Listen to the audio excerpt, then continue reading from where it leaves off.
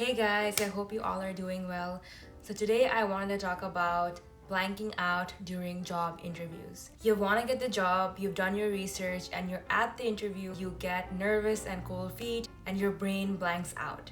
According to research, when the brain becomes stressed out, the brain tends to shut off the cortical networks involved in creativity, contemplation, planning, and thinking abstractly.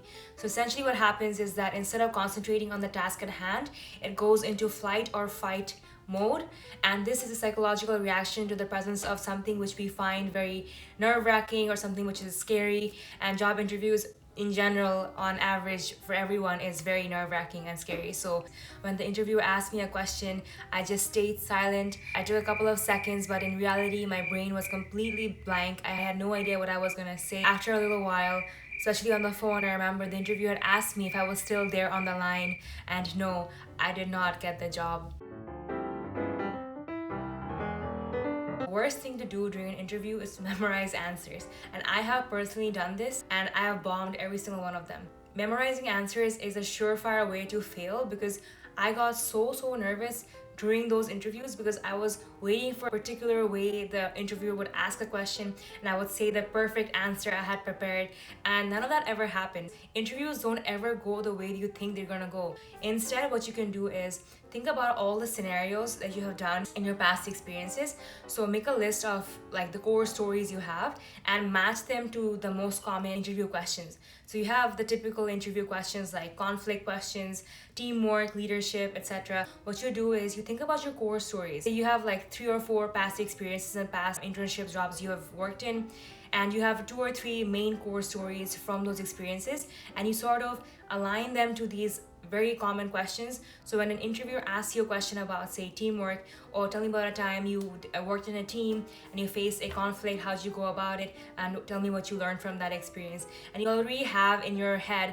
2 or 3 core stories about teamwork and conflict instead of memorizing one specific answer for that, which you have to learn and you have to like say during that time. And every single time I memorized something, it never worked out. So yeah.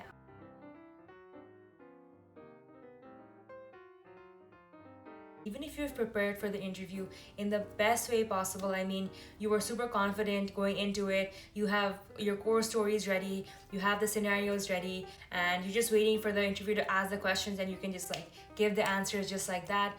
Even then, your brain can actually blank out too, and it could be for a variety of reasons. In a situation like that, when you know for a fact that you could not have done any more to prepare and you're good to go, what you can do is when an interviewer asks a question and you genuinely don't know the answer to the question, you can tell the interview, I don't know. And trust me, that is still okay. It is a big taboo that when you say you don't know to an answer, for sure you're not getting the job, but that is wrong. I know someone from SAP, and during their interview, the interviewer asked them a question regarding some, a problem-solving technique, and they said in the moment that they didn't know about it. That night was that when they went back home, they had emailed the interviewer a thank you note, obviously, which you should definitely be doing. And then after that, they had mentioned that, oh, remember the question I couldn't answer? Here is the answer to that question, and then replied. And guess what? They got the job. So it's not the end of the world if you don't know the answer to a question, and it's okay to say that. And the best way to go about that is to follow up with the interviewer after with the answer. So know that you know the answer, but in the moment that you froze up, that is totally okay too. So yeah, I hope this was helpful for you guys, and trust me, it's not the end of the world if you freak out during an interview. It's not the end of the world if you don't get the job you're looking for. Trust me, you can keep applying, you can keep getting these interviews, and the more interviews you give, the better you get. So yeah, I hope these tips have helped you out, and if you have more questions, then please leave a comment down below or follow me on LinkedIn, and I'll be happy to answer more questions.